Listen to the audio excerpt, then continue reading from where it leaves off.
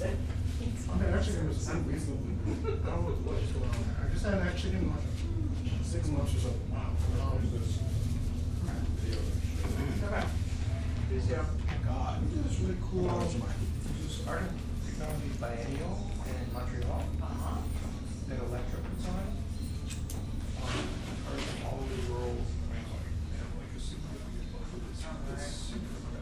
They took over this massive warehouse. Installation. One whole wing of it is for these performances. They have probably like 30 robotic suits dangling from the ceiling. I saw Did you this see this? video. Oh. Yes, I did on Creative Occupations Network. Good. It was a dance party. It was a dance party. So the technicians were controlling the suit, so you relinquish control of your Part body. of your body to the dance box. Yeah. Fabulous. I did see that. It was really good. You got to see that person with the suit? I wasn't, but I was like this close to them. Yeah, they were all taken. You only get one of them? For everyone. Yeah, it was really amazing. That number, did this number work for you? Yes. They're not good, but you go to the. But it's a one-time use. Oh, it is a one-time. Yes, like if someone else is using it, it's part, you gotta go get another card. And if you use it across devices, you gotta Basic go get race, another card. processing, Yeah. generated work. Well done. Well then. Securita. And probably Awesome. trust. I'll run Was out. this in Montreal? No. Everything connected as okay? Yes, Jason and I used to did the. Yes, I think so. Okay. We'll live stream you guys as usual. Plans, kind of If keep you flipping have back and forth, Ramon and I. Sure, confidential information that you want to be sharing. So I think we just might just sort of use that. Awesome. Thanks, guys. Everybody's live streaming? Truly I'm nice. I've interested never in seen your that. website. We normally don't have everybody at the front. Here's like It's a actually small kind of box. underpopulated, because, you know, when you think about concerts, it's just like stressful. And I think like, it was just enough people to feel like it's happening. Yeah, It's so sustainable, nice. but not. So nice. And an entire stage was coming from it.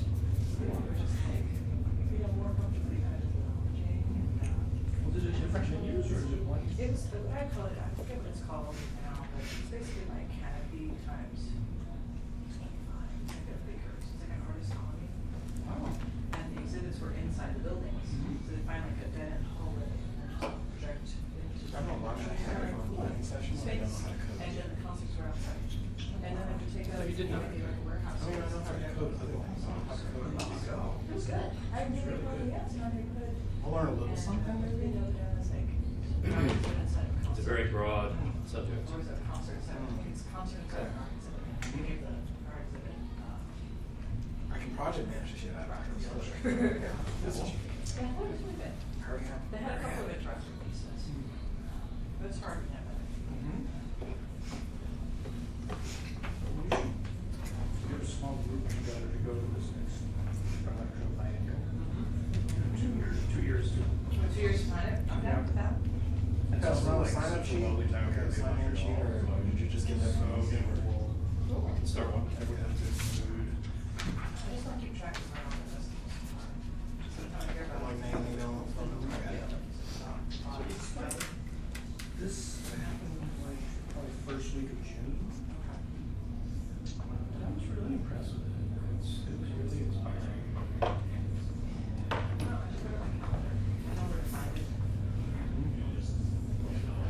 And it happened simultaneously with UTech. This one on there, which I think is cool.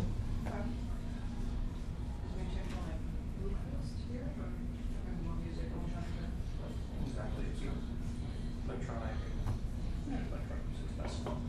And then there's a big sort of contemporary performing arts festival going on too. So they fly This me is out there, good. so I'm always there, so. The 10th. Dabble, Dabble and in more than one go thing. see some cool performing, go hear some music, and go see some great installation. It's good. Yeah, let's do that. That's a great show. Yeah, it'd be really fun to kind of see some projects with a small group. We just like have some common language and. Yeah, it seems like people from Vienna went to Neighbor Night. Oh, We great. didn't all travel there together, we all ran into each other. Yeah, which is very nice.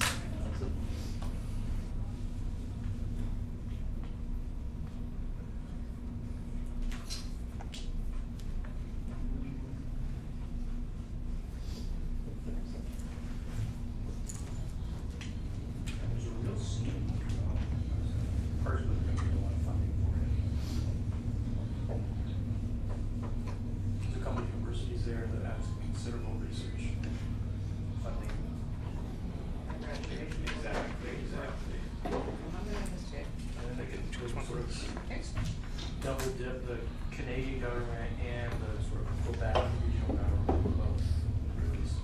Oh, I see what you're saying. funds. Yeah.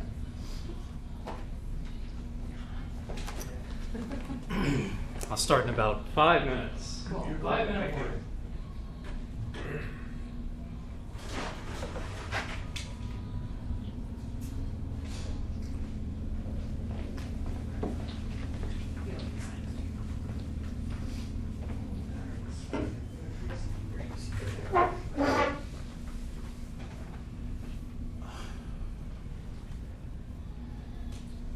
Yeah, Canada just like passed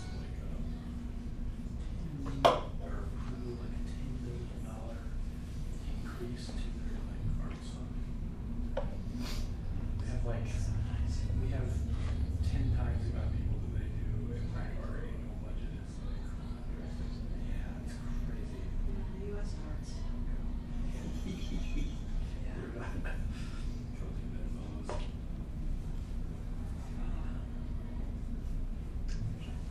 Yeah. I'm curious to see what comes out of that.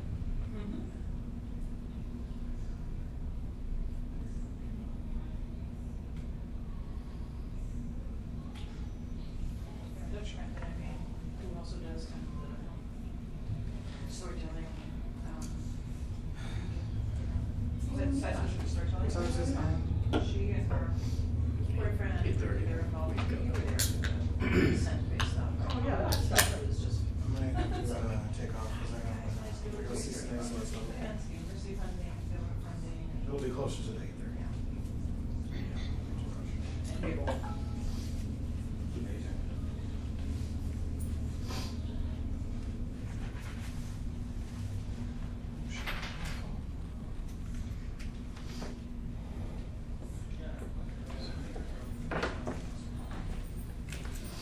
She works in the home, she always She was literally like 15 minutes late to happy hour. 50, not 15. 50. I'm like, how's it possible? Yeah, that counts as late. That counts as pretty late.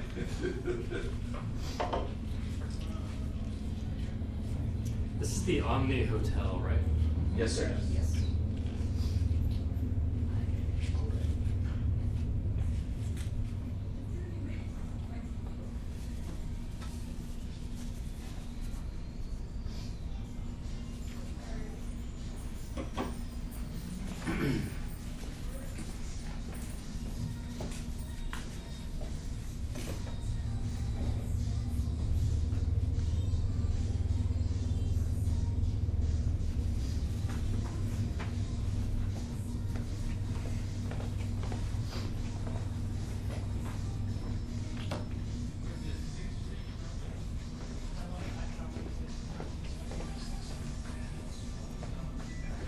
I double check every time just in case something's changed. Did you get that validated or anything, or just free? Hey. Cheaper. Yep.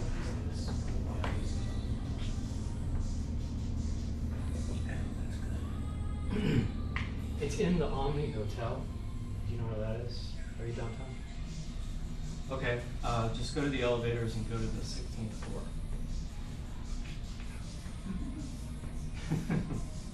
Yep. 16. Okay, awesome.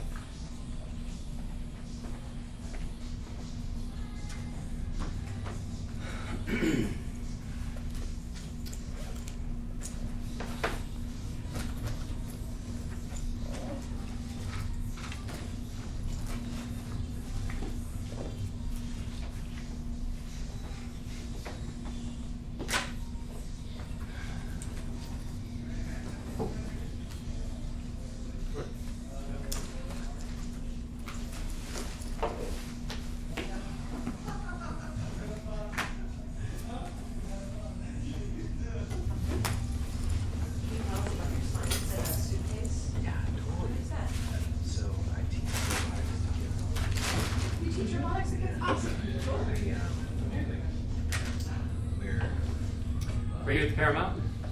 Well, yeah, I'm Okay. tied with the Paramount. We have a partnership with them. but my individualized nonprofit is called Science History Case. So yeah, so we started teaching kids in like Cambodia and India, and we only recently started our Austin endeavor. We're all based out of Austin, so I say recently. This is our second year doing. It's essentially a story writing and songwriting program with kids and middle school students, and then they act side by side with their autonomous robotic partners on stage. So we have a showcase on Friday. You have attached to the Story Wranglers? Yeah, it's a play on the story language, essentially for middle school students. Okay. It's probably the best way to put it. Yeah. Yeah, so you're familiar with story I language. think, does Katie Moore still work out of there? Yes, Katie, I don't know what Katie's last name is. Katie, Katie Moore. Does she work with Mortified? Yes. Okay, so Katie is the teaching actress for this particular run. Yeah. Yes, so we're doing that side by side right now. I was good friends with Pierce Sally as well. Okay. I don't know. He moved about, I guess he moved about a year ago. Yeah. That's awesome. How are you? Hey. How you doing? Good. Hello. Hello. Oh, look what I have for you. What? Oh, my sweater. Your sweater now Okay. it's like 108. Thank you. Thank you very much. Hey everyone. Hi. Hey. Thanks for coming. I'm going to go ahead and get started. We have plenty of food, plenty of salt, plenty of beer, and lemonade. My name is Arthur Simone. I am a founder of Cold Town Theater, which is a comedy club here in Austin. It's up by Isle of Video. We have been open for 10 years now. We've trained a lot of actors and improvisers along the way. I got into robotics kind of on a whim. I used to do an improv show called Buddy Daddy with my dog. Somebody dared me to do a one-man improv show with my dog, and so I did. And he would wander around on the stage, and I would endow him as characters. And it was a really silly and fun show that kind of reminded me of this Joseph Boys performance. I Like America and America Likes Me, where he was shipped from Europe to America and rode from the airport in a coffin into an art gallery, and then spent 3 days in a space with a coyote. And then he got back in the coffin and then went back to Europe. So I started wondering what it would be like to do improv with a robot. At the time, I met Heather Knight. She did a comedy routine with her little robot. It's an Aldebaran Robotics Now robot. I contacted her. She's graduating right now at Carnegie Mellon in social robotics, and so I hounded her and I said, well, I want to do a show. Here's a show that I did with my dog. Can I do a show with a robot? And long story short, she told me that I was crazy and that I knew nothing about robotics, which I didn't. But I studied up on it and ended up coming up with a show through Fusebox Festival called Bot Party. We did one show 1 year at SVT in the lobby, and I was kind of And then the next year we did it in the actual space. We had time to load in. We had 5 different robots, and it was way more successful when I was able to package it as a full-length improvisational show rather than just little 10 or 15-minute bits. There were several different robots in the show. There was Artie the robot, which was one of my friends from the robot group made. There was an industrial arm, Puma arm. It was like a 30-year-old arm that we taught to play Jenga. Obviously, it's just directions. It's just XYZ directions, just going from here to here to here. It doesn't know how to play Jenga. It doesn't know that it is a robot. There is a Texas Outlaw, which did a comedy routine kind of inspired by the Heather Knight routine. There is Big Crawler, which is a Brooks Coleman original that is just a weird automaton that isn't really a robot, more just like a very crazy puppet made out of really random parts. And then Dr. Head is just a Halloween toy that we're convincing people is a robot.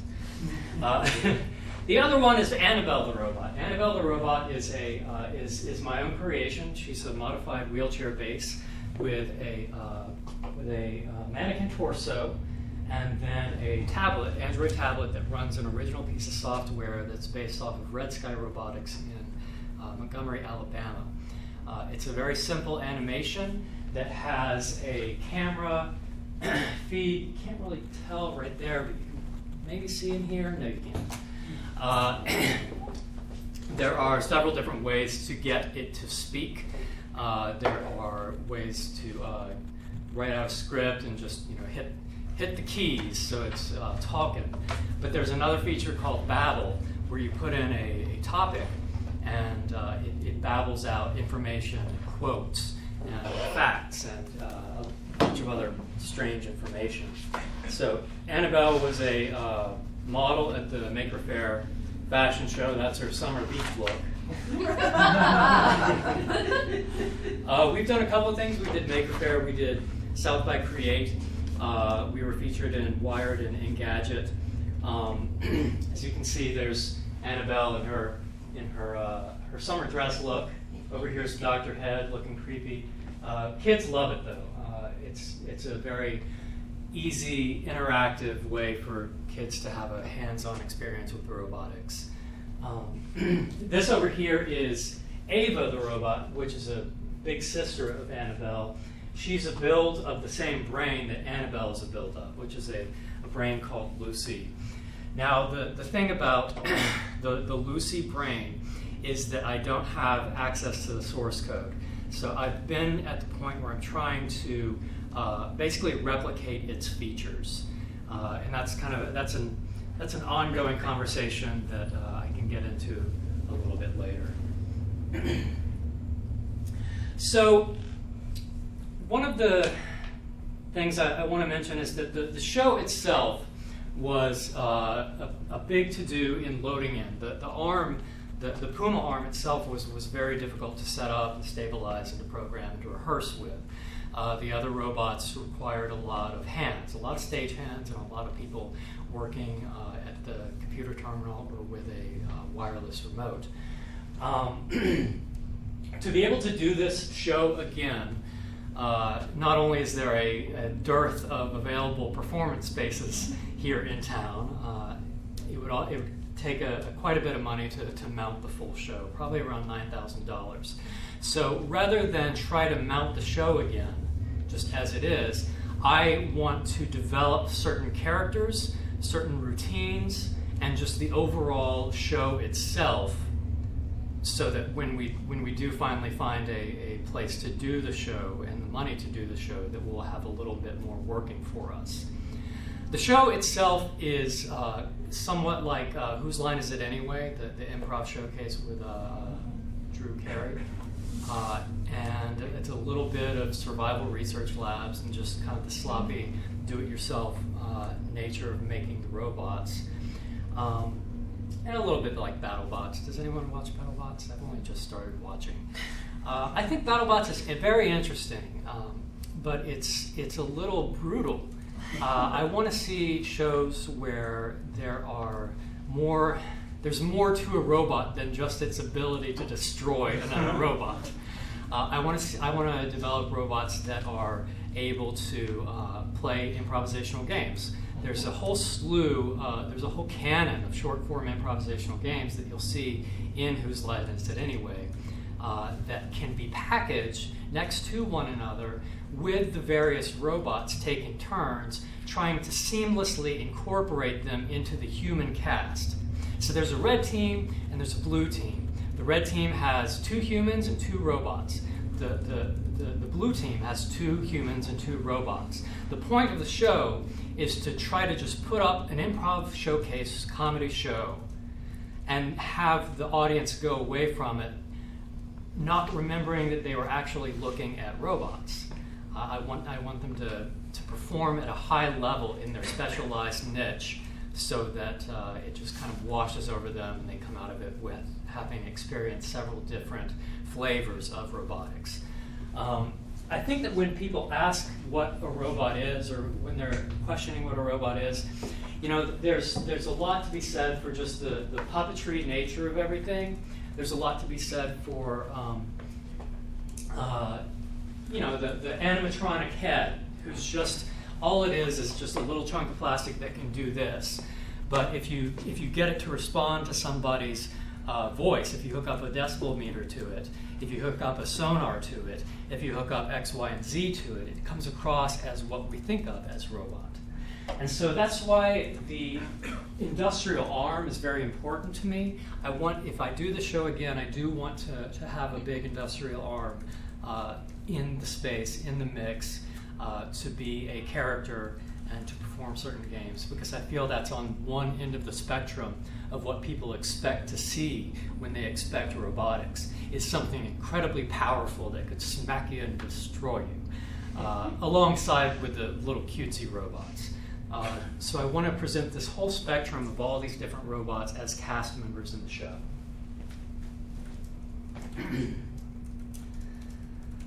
So to develop the show, I want to put up a hackathon. I'm doing the hackathon. I don't need a sponsor. I don't need anyone's permission, although having a sponsor and permission would be nice. I've already reserved the Off Center in Austin, which is the home for the Rude Mechanicals. It's a big black box theater with really high ceilings and really big walls and a lot of great space to work. And so I thought, why don't we do a 48-hour hackathon where people can come and go, where we can have a room set up with a white noise machine and places to crash, where we can have food and drink for all the people registering, and have various, I mean, we can hold various workshops and games and, you know, like a yoga session or a dance party session throughout the 48 hours. I haven't started to really dig into that, and I will over the next few weeks. The hackathon itself is going to be on September the 2nd, which is Friday, starting at 6 p.m. and goes until Sunday at 6 p.m. By the time midnight rolls around on Sunday the 5th, I need to strike the set and get it all out of there. But I have a couple of days beforehand to set up any, I'd like to set up a soldering station. I'd like to do some rigging of the network there and just get it all ready and prepared for whoever might want to show up. I've reached out to the IEEE networks at the Central Texas IEEE, and as well as the University of Texas groups. University of Texas in particular is very interesting because they have a bunch of programs that don't necessarily talk to one another. They have a top-notch robotics program, and a top-notch computer science program, and a top-notch theater and dance program, but not all of the people working are able to realize some of their projects because there isn't that much cross-pollination. The entertainment technology people in particular don't really have any sort of computer science background, so here they are working with choreographers and projection design, and they want to be able to track dancers in a space, on a stage, but they don't have the background to do that. And so I want to create a banner, a Bot Party banner, wherein these various minds can all come together and work out the things that they are interested in. I have the things that I'm interested in. I have Annabelle the robot, which will always, I'll always be working on it. I'm always just going to try to rebuild her head. Various little baby steps along the way. I have the ability to go into the hackathon with just myself and treat it like a big art installation, like Joseph Boys with the Coyote. Even if it's just me, I'm going to be working on my robot, preparing it for a bigger, better show. The hackathon is a chance for other people and other voices to come in and be part of it. There are, well, let's see. Off Center is a multi-art space dedicated to confounding the boundaries that separate artistic genres by creating a community center for artists of all disciplines. The center hosts a variety of community and cultural events ranging from dance to theater performances, all with the idea of developing new voices in the theater. And that brings me again to my objective of bringing in the creative minds of people who are engineers and people who are into programming, bring their artistry onto the set of what we're doing. There's too much of a initiative to, an impulse to, you have an actor, you have a director, you have a script. But I studied in theater in school. I studied a little bit of dance, and then I got into improvisation, and now I'm into robotics. So I'm definitely trying to expand the notion of what live performance could be. Robots were developed in the theater. The very notion, the very term robot came from the Karl Čapek play, R.U.R., which was a Czech play, and that is actually what coined the term robot. I have some cool pictures that I'll show you later. Here's the Off Center. It's on the east side of Austin, off of 7th Street. I'm really happy to have the space available to me, to have already booked it and rented it for that week, because it is going away in the next year. And so if I'm able to put up a installation and hackathon in there under the wire, I'm very thrilled, because it's been an important space for a long while. Here's a gong orchestra. I was in a gong orchestra. The Off Center has a really nice inside space, just standard black box with a nice. Let's see, how many seats are in there? About 100. Maybe a little less. So there are different activities and different stations that I'd like to see happen during the hackathon. So if we have a primary set of challenges and games and a secondary set of goals and thingy-dings that we're working on, I also want to be able to have fun things and fun stations to work on. Hey, and so the Off Center is kind of perfect for that, because they also have a little courtyard outside. So if anyone has a hankering to do some work with drones, that would be very opportune. We can probably do some, just project some robot movies or get some robot bands in there.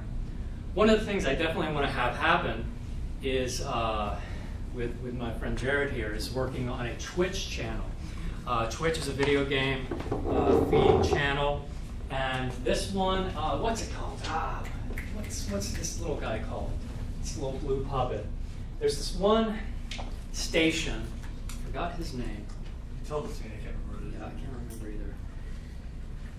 Most of the Twitch feeds are people playing video games, and there's a chat room, and there's a chat log, and people are chiming in. There was a really interesting experiment that happened a couple of years ago where they wrote an algorithm that would take all of the Twitch responses and play a game of Pokemon, the little Game Boy version of Pokemon. So they were able to filter thousands upon thousands of commands of go up, go right, go B, A, go up, go left. They were able to filter all this through to actually play the game live while thousands of people were contributing. So that's kind of an interesting end goal to what you can do with Twitch. But just say Benny Fitz? Benny Fitz is his name. Benny Fitz is that puppet. So this channel is called Benny Fitz. Here he's playing Diablo 3. People are chatting, and he's I don't really know how they do it. I'd imagine it's at least 2 or 3 people working on it together. One playing the game, one doing the puppet, one running the camera, one checking into the chat feed. So I want to be able to achieve this game feed 48 hours the whole way through.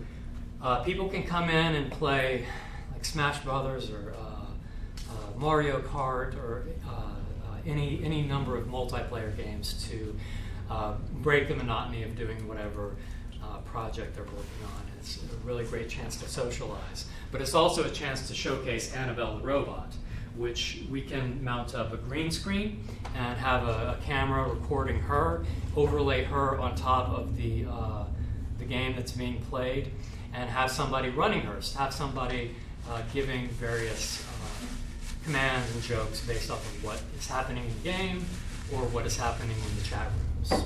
So if nothing else in the hackathon, if we had come out of this with nothing else, I would like the opportunity to just put up something big and fun, in this case, the Twitch feed channel with the robot. Oh yeah, here's some robots. Futurism. I studied, does anyone know Italian futurism? If you know Italian futurism, you know that everything that we think of as robotic machine man kind of stems from the futurist mentality. I mean, granted, they were all fascists, but minor point. But it was an artistic movement that really pushed a lot of boundaries. A lot of the art history behind typefaces came out of futurism. There were some great architects in futurism. There was one futurist who wrote a manifesto on sky writing. So there was this guy who saw the airplane, which in 1909 was not a very well developed thing, but he saw the possibilities, and he saw this piece of technology, this big machine, this big dangerous flying miracle, and he thought to himself, that's going to be a really great platform to create a brand new type of art. And so that's really kind of what I'm trying to do, is to use the excuse of robotics to create robotic art. And so I do have futurism kind of in my head at all times, because they came up with such great costumes and such great notions of what robots are. These futurist ballets that are just so wild, and they were so early. They were over 100 years ago. So they were just ripping off Daft Punk, weren't they? Doesn't everyone? Doesn't everyone? Let's see. So there is a lot of, there are a couple of fields of where you, I don't know if fields is the right word, but areas in which you can pursue robotic theater. The first is puppetry. You know, if you have somebody behind the curtain, somebody who is backstage and isn't part of the focus of the show, you can have a robotic character pull all of the attention. And if you have humans working alongside it, as we do in Bot Party, people start to buy into the fact that they are autonomous, or that they are able to think and respond. Even though they're not, if you can create that illusion, people are able to generate a level of empathy with the robot that is pretty cool and pretty necessary, in my mind, to furthering what robotics can be. Because right now, a lot of robotics are being funded by DARPA. They are for weapons, and they are for manufacturing, and they have no soul. So I want to see social robotics treated with the same degree of attention as brutal killing machines. I want to kill with jokes, is what I want to do. There's this group, Man and Machine. They're based out of Sweden.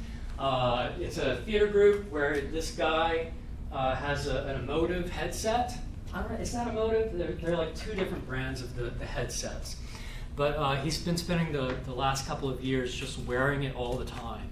And he has rigged up a robotic character in his show that is able to respond to his silent commands, his brainwave commands, so that he's able to act as a puppeteer while also acting as an actor in the same play.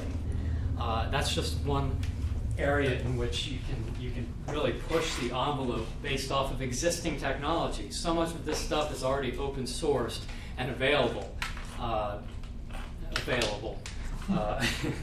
Relatively. Let's see. Here's the RUR. Rossum's Universal Robots by Carol K. Peck. The robots come to life and take over, which is always a fun topic. So, I think I've covered most of my opening pitch of what I'm trying to achieve. And now I wanted to open it up to questions and thoughts and warnings, premonitions, riddles if you have them.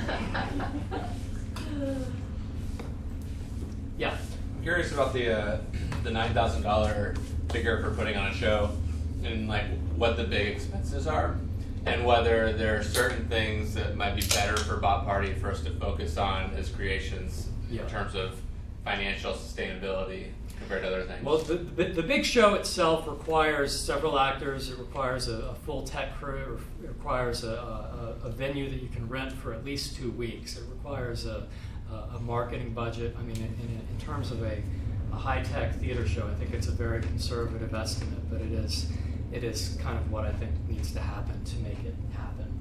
That being said, there are a lot of alternatives that the Bot Party events have.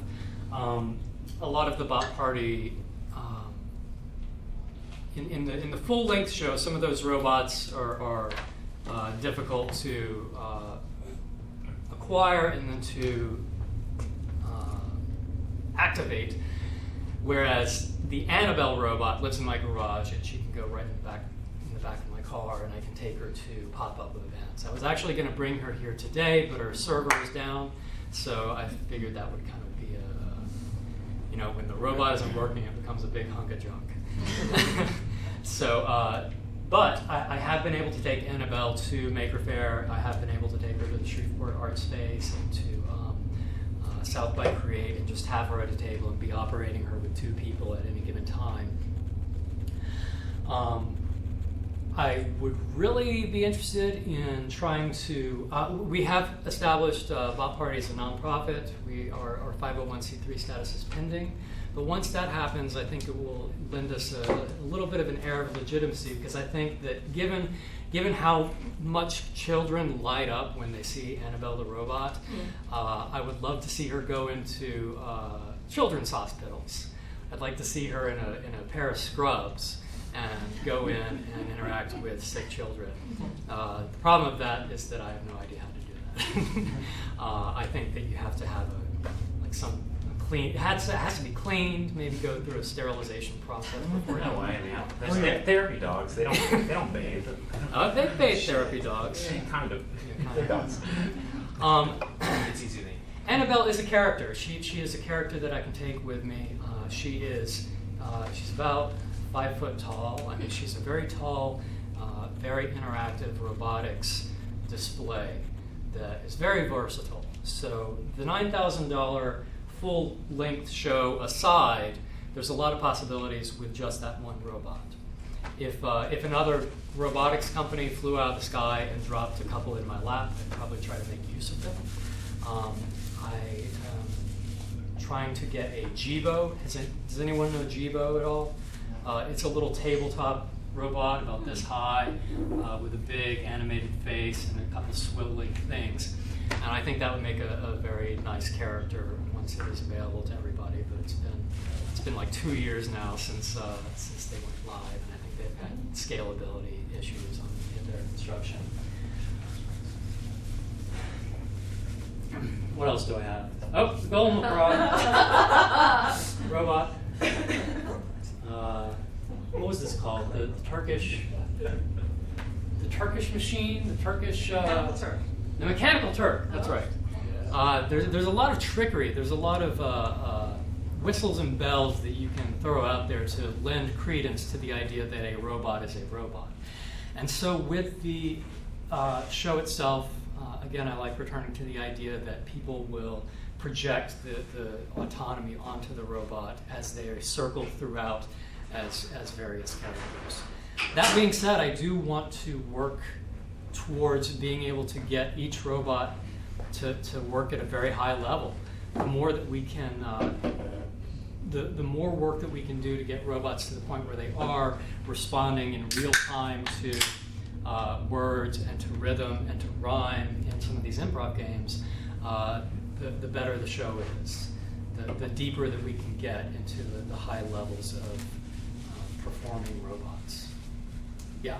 So for someone who's not really like less a part of theater, more part of engineering, to find improv games, or is there like a list of like 5 that you're like, these would be 5 I'd be so excited about? Yes. And what do those look like? Because I probably don't know the names.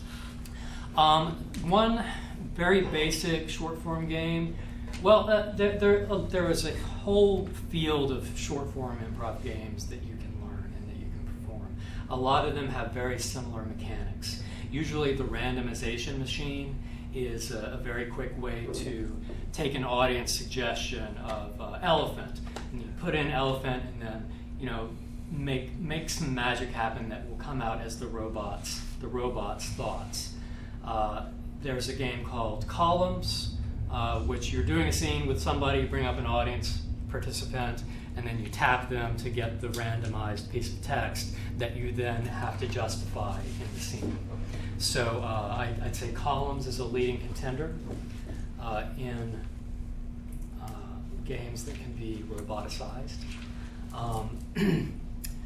Another game, and I've talked with some of y'all about this before, is called Beastie Rap. It is based off of the Beastie Boys. I'm serious about this. You think I'm joking? Are you serious? Beastie Rap is based off of the rhyme scheme of Beastie Boys songs, where you have one person in the middle, and then you have two hype men that are trying to match the word at the end of the middle guy's sentence. So, staying on rhythm, I went to a school and read a book. So you try to get the two people on the other ends to guess book based off of the context and the rhyme and the rhythm of what you are feeding them. So that's going to be very challenging, and I don't really know It's where. hard for humans. It's hard. It's hard enough for humans, but I can only imagine what that would be like to program, because you have speech that has to go to text, and then you have text that has to go to supertext, and then you have to dig into, you know, magical programming land, and then you have to spit it out again from text to speech and have it land on cue. There's a lot more likely to do the opposite. Just have the robot feed a person those, you know? Like that'd be a step in that direction. Well, you can.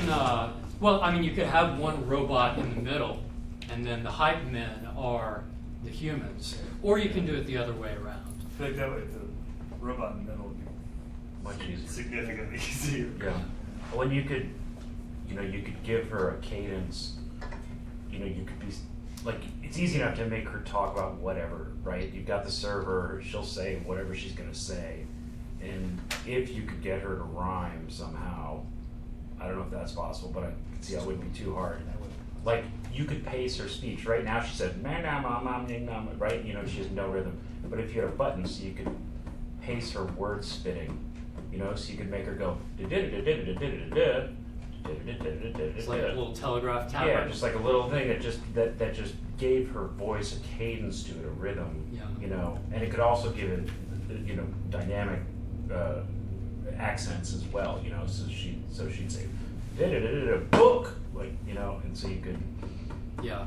I don't know. You guys have been working with Sphinx a little bit, right? Is that I don't have any experience with Sphinx. okay? I thought maybe Martin. I brought it up to Martin and to Corey, but I think both of them Okay. are just a little. I was wondering that too on the way here, whether like text-to-speech generators, how much control they'll let you have over the cadence. It sounds like it's kind of a black box, the server. Well, the thing is that. What do you mean by the black box server? I mean, like, I don't know what kind of API your guy, I forget his name, but how much access you have to, you know, the man behind the curtain, or just whatever's behind the curtain. For the Annabelle robot, I am trying to find a way to just mimic the features of Annabelle robot without having to. Martin's kind of off in his own little world. Yeah. So you kind of have whatever interface he gives you, like. Yeah. For some of these games, for the BC Rap, I think that it wouldn't be limited to Annabelle. I mean, she's there and she's an available robot to us.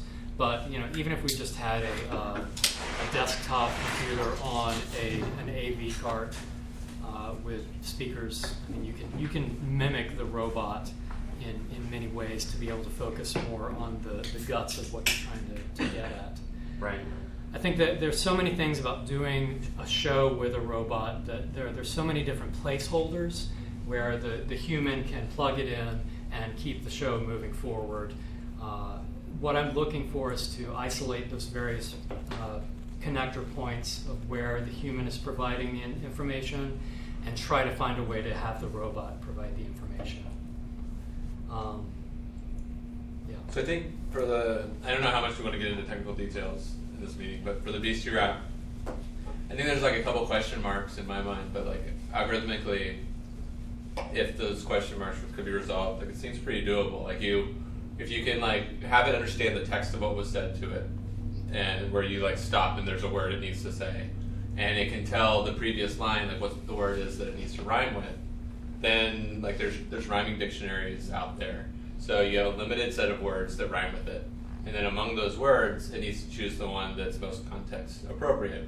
And there's a lot of things that you can lean on to do that. And they'll sometimes get it wrong, but there's. That'd be funny. That Yeah, would that'd be work. wild. That's Could be fine. wildly That's wrong. entertaining. Yeah, totally. Yeah. Well, you know, the thing that I've observed about a lot of robots in comedy, there are a lot of comedic robots out there. There are a lot of viral videos of robots falling over and squirting too much ketchup and this and that. I mean, it's kind of easy to create a shitty robot and to have that. The robot malfunctioning is always just going to be what it is. It's always going to be a funny stress relief when the robot falls over. I think that will always be there no matter what. So the more that we can focus on achieving seamless rhyme and rhythm, the more funny that the mistakes are going to be. It'd be nice to get it at close to 100% before you rely on the breaking to create the humor. I think, like, bad rap, like, it's essentially another version of the same game where the first person sets you up and tries to really heavily imply a word that rhymes, and your job is to say a synonym of that word that doesn't rhyme. And I feel like that would be funny. Like, if you can do the first one, you might as well do that one too. 'Cause I am a cat. I like to drink almond milk. Yeah, it's like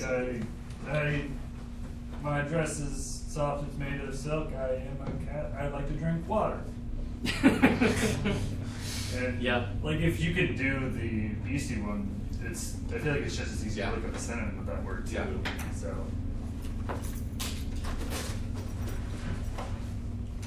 But if you guess the rhyming word and then do a synonym of it, just add one more step. Well, in some ways, it gives you more wiggle room because even if you don't know what the word is, you just throw something topical That's out. true. People will sort of force the connection. Yeah, into maybe that's mind. like baby step in the direction of the final thing. It's like you just get the meaning and the context, and you say a word that fits that, and it doesn't necessarily rhyme, but it fits the game. Yeah.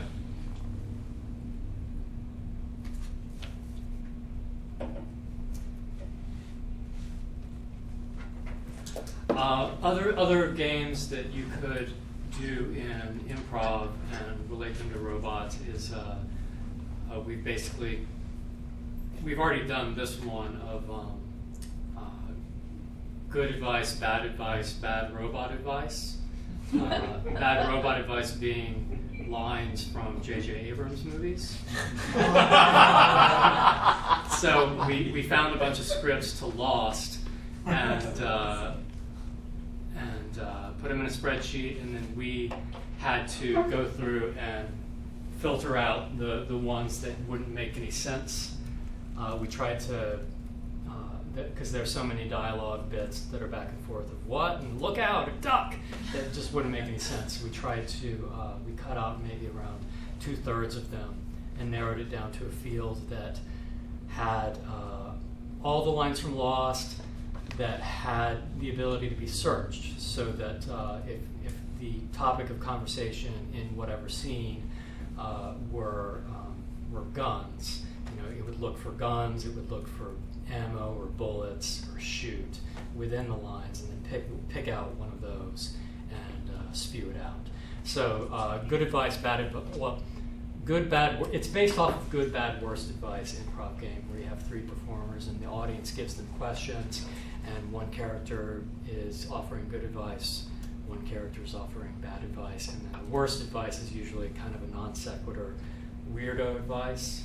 But I think the J.J. Abrams lines work pretty well in that context. So that's another game that we've kind of already achieved. Another game is very basic, it's freeze tag, and we've done that too, where you have, and by all means watch the video that you can see on the website, because we do play freeze tag in that, and you have 2 human improvisers and 1 robot who are tagging one another out by yelling freeze and slipping into a new conversation based off of a new topic. Now what's happening in there is that there's somebody on the side of the stage that's putting in the keyword. I think that there's, in a live theatrical show, there's so much, there's probably a great deal of noise pollution to deal with, which isn't to say that you couldn't have a very tightly aimed shotgun mic pointed at the person giving the information, but when you have two or three humans on stage all essentially talking at the same time, it's just way easier to have the person behind the curtain doing it. But then again, that is to say you can achieve this, and you can, if people don't see the people behind the curtain, they think, wow, this is amazing, the robot's doing improv. It'd be nice to get to the point where we can isolate those bits of information. So what was that? That was columns, Beastie Rap, good, bad robot advice, and freeze tag. There's another game called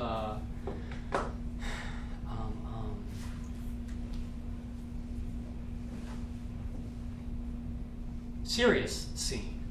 In a comedy sports game, which the Bot Party conceit is kind of based off of comedy sports, which is kind of like Whose Line Is It Anyway, and that you have teams and you accrue points. I mean, it's not really competitive, like, you just got 1,000 points, yeah! You just got 1,000,000 points, yeah! It's not really a competition, but it is in the guise of a competition that this happens, where you have red team up against blue team. And so in this game, you try to do a scene and you get penalized, i.e. the other team gets points based off of whether or not your scene generates laughter. So you're trying to do a serious scene, and you're trying to not create the funny, but the funny happens inevitably. A very easy way to cheat that would just be to have a decibel meter and put in a certain number, and if the audience responds to something over that number, then I don't know, there's a buzzer, or there's a score tally, or any sort of Rube Goldberg creation can happen. What are some of the other games? One of the things that intrigued me about learning about the Now robot were the Now marks. Are you familiar with Now marks? They're basically, well, it's kind of like a QR code. I mean, it's kind of like a QR code, but for the robot. It's basically the size of a plate, and it looks like a little pie chart, and there are little numbers and lines in it, and the Now can scan it and then receive an instruction from that. So you could have robots, whether it's a Now or the Pepper or anything else we can get our hands on. There are plenty of games that happen. There are plenty of short-form games where you endow various areas of the stage with various emotions or various genres or various historical periods. And so once you walk into a certain area, all of a sudden you are affected in a particular way. And so it's really just about finding ways in which you can take a robot which is already able to move through the space. Maybe it's just a freaking Roomba moving through the space, but when it moves into a certain quadrant, it is affected. And if the robot is affected in its behavior and its human partner are affected by the behavior, then it's getting close to real improvisation with robots. What's What's that called? What's that type of? That game could be called Quadrants. Quadrants. I'm going to call it Quadrants. Foursquare. Foursquare, yeah.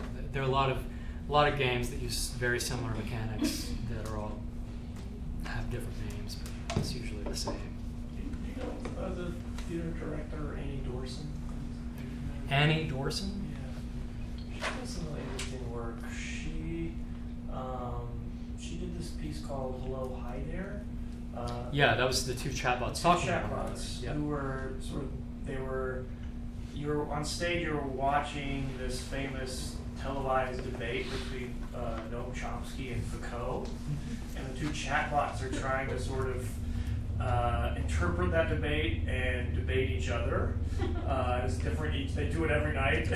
Sometimes they get kind of stuck as they're hashing out these deep sort of philosophical ideas about the origins of language and technology. She did this other project called Yesterday, Tomorrow.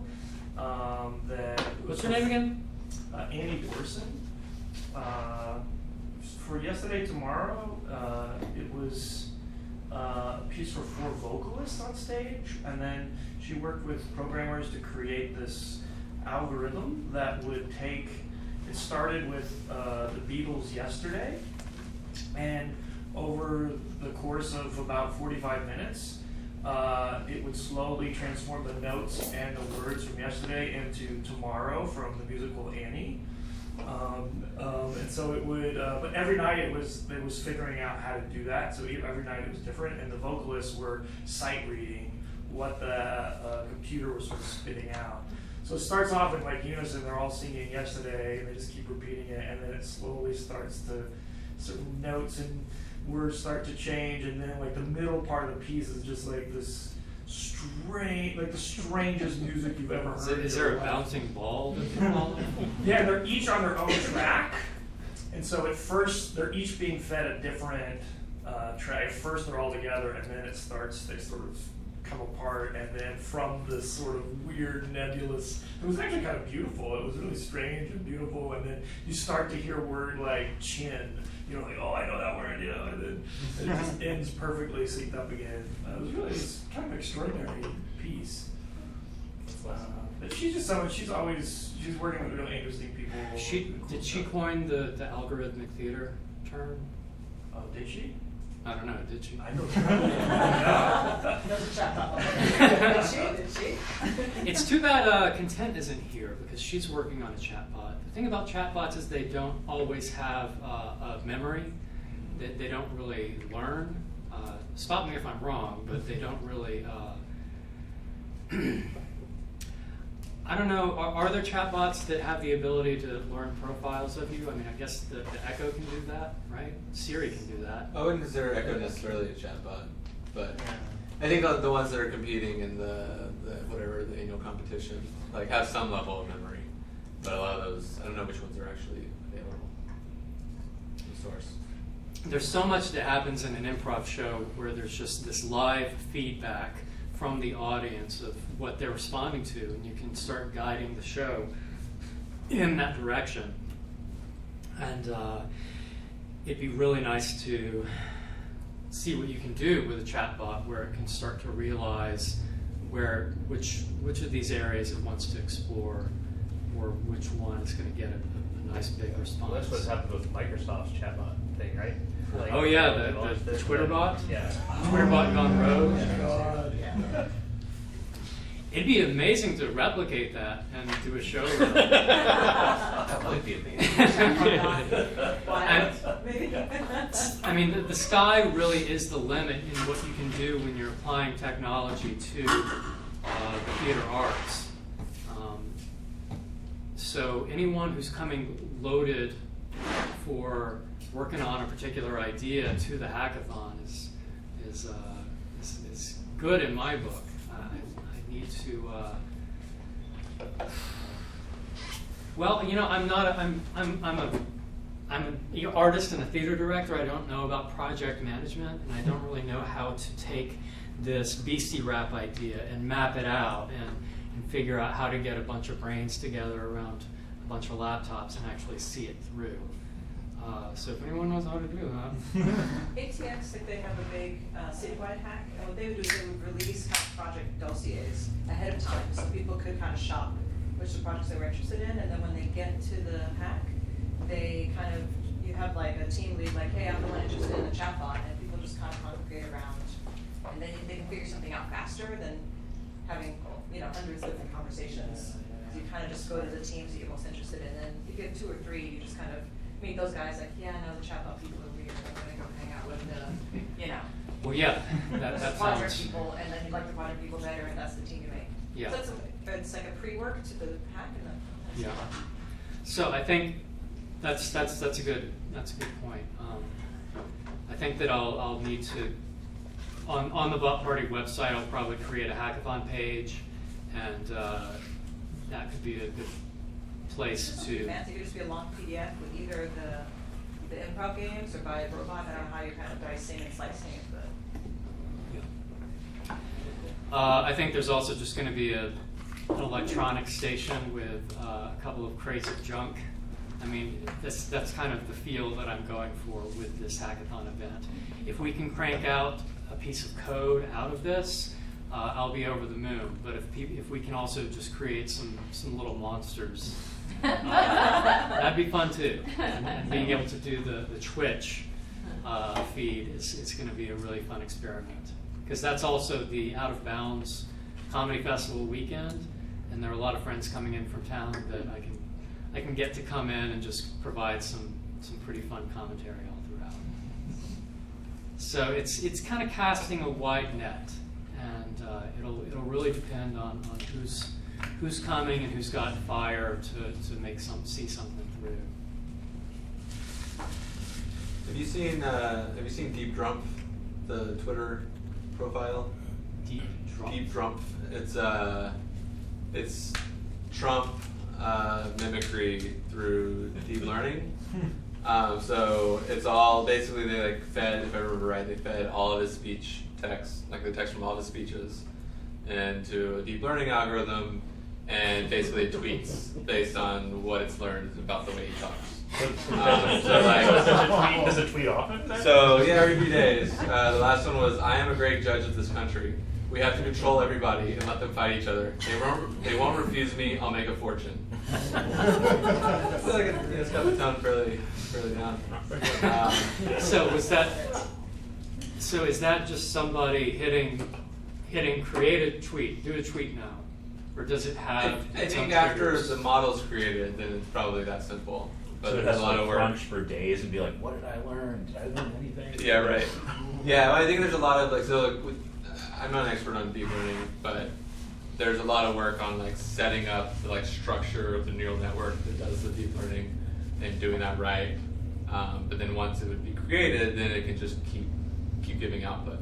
Is it updating? As he gives more speeches? I think so, because it has Crooked Hillary in there, and that's only a few months old, right? Yeah.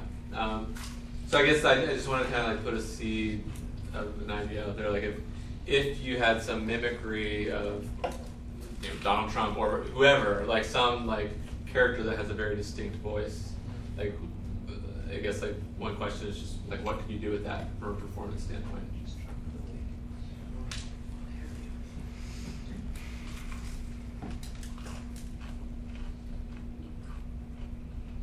No, it's like the guy that made that Philip K. Dick robot. He's got a cube at the hackerspace. Can't remember his name. Hanson. Yeah. David Hanson? David Hanson, yeah. The hackerspace, the ATX hackerspace? Yeah. Although he's also part-time Tokyo or something. I don't know. We don't see I him think much. Hong Kong. Yeah. But yeah, he did that. Yeah, Philip K. Dick bot. And you could, I think you could interact with it. I never saw it, but I think you could interact with it. Yeah, I don't know. I heard they had it at there's one of the big AI conferences was here in Austin a year and a half ago, and they had it. They demoed it. I mean, in that case, I think they were just doing a script. So I never got to see how interactive it can be. He did Bina too. Bina. I did see Bina, and that one was eerie. Yeah, it was really it's good. very photorealistic. What's that? He does them like really photorealistic. Yeah, I mean, it robots are yeah, always it looked eerie, like, I think. yeah, it looked like pro creature effects. I mean, it was Yeah. on his head, and yeah, it was just eerie. It was like a seance. You'll find the. I didn't know he was like I knew he was thinking about like doing because he like his stuff's been in Dallas for a long time. And I remember hearing that he like might open up an Austin branch or like relocate or something. Well, I do know. I was Content Love Knowles is working with him right now. What's her name? The creepy woman android. Bina. No? Not the Scarlett Johansson. Not Alexa. Not Alexa. You know, there's like a Scarlett Johansson. Yeah. Replica. So creepy.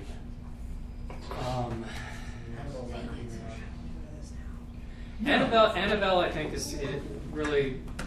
I think Annabelle really works. I think she's her voice is silly. She wears a big quinceañera dress. The animation is very funny.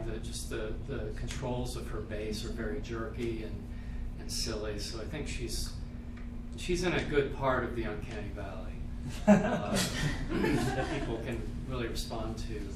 One of my harebrained ideas is to be able to create I'd like for her to speak with a Southern accent. I'd like to explore some sort of a text-to-speech engine that can just instantly replace all of the I's with AH, and just try to take a basic vocabulary and start swapping out all the things that can mimic the Southern accent. It would be really funny. Valley Girl, the uncanny valley. That's She just ends a little thing at the end, a little Yeah. intonation going up. That's easier. A lot of like. I feel like the How do first- you do that? How do you do intonation? You just make it go up at the end. It's really simple. Everything's a That's it, question. everything just goes up at the end. You know? Everything's a At the question. end, it's a question. Everything's a question, you know. And throw likes in there, like. Yeah. That's it. It's a really simple equation. That could be really funny. Uncanny Valley Girl. That's how you start every sentence. Yeah. This is a really good idea. You start every sentence with like, Yeah. Yeah. bring up the pitch on the last one. Just feed her fortune cookie messages That's or nice whatever. to It do doesn't some matter. vocal Oh, that's hard. Now you're onto something. What were you about to say? Uncanny Valley Girl would be best if, you know, it was like a human head instead of a flat. But, you know, we'll get there. It could just be a map. It could just be a map of LA. It doesn't matter. Yeah. She talks really dumb, she's actually incredibly intelligent. Just like, very poignant insights. I don't think I have anything of substance to say. The text should be like Foucault-Chomsky debate or whatever. Right. Like, you know, she should be saying like crazy smart things in Valley Girl. Redneck needs it too. Right. And I think you should get like a sophisticated, high-class British accent for the intro. As the robot gets smarter, the accent gets stereotypically dumber. Yes, it's just nothing but Stephen Hawking and Neil deGrasse Tyson close. Yep. Maybe an occasional Kanye. That could be the game show version, actually. Like Kanye or Stephen Hawking. Like, can you tell the difference? No. Who said it? Oh, another game was another game would be to give the audience the chance to choose between Rolling Stones lyrics. Let's see, it was Rolling Stones, Ella Fitzgerald, Kraftwerk lyrics. I mean, just the same with the bad robot advice. You can take any body of text, any body of lyrics, or poetry. You can take religious texts. I mean, you can take anything and just apply some sort of chopper upper to it. And I think that's easy. Might be. I feel like there's gotta be some sort of package you can download if you do text-to-speech accents. It's gotta be good.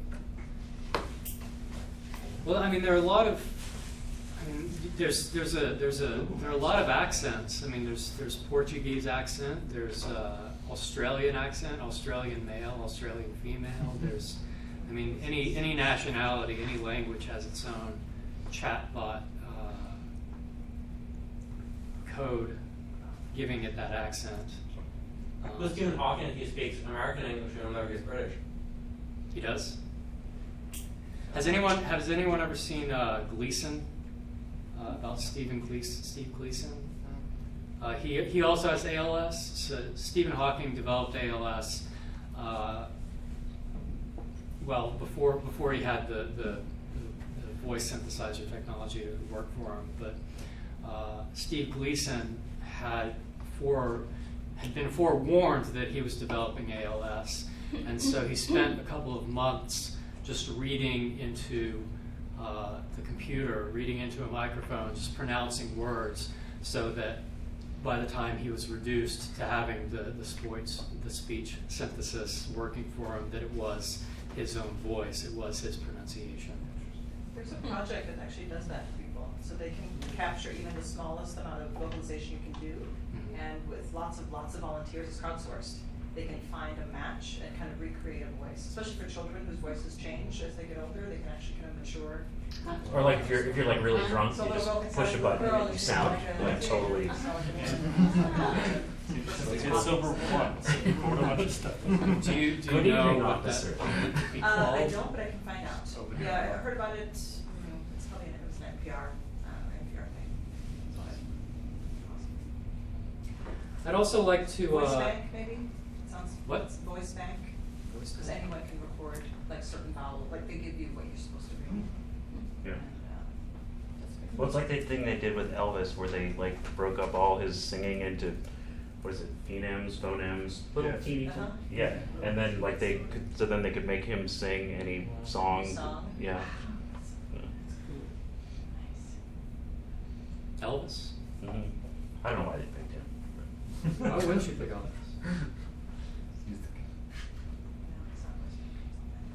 It was either him or the Beatles. I think they flipped a coin. I don't know. You know, it's a bunch of white guys in a room.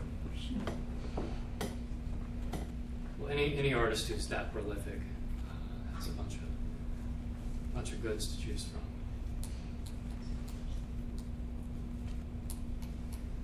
the Human Voice Bank, Vocal ID.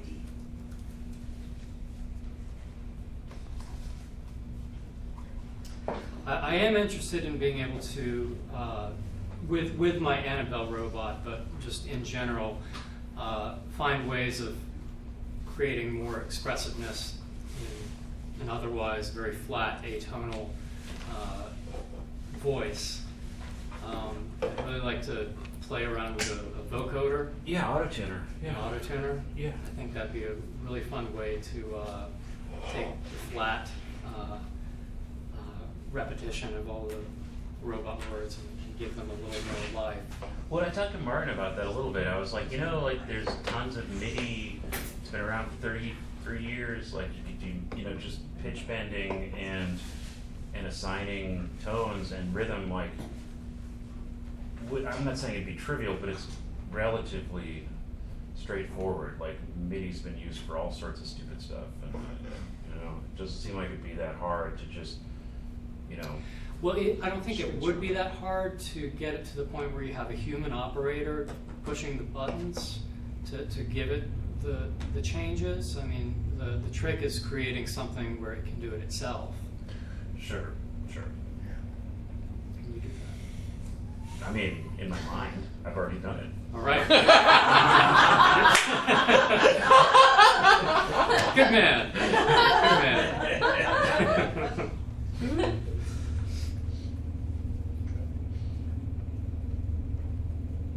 So what should we do to prepare for this whole thing, aside from bringing a computer?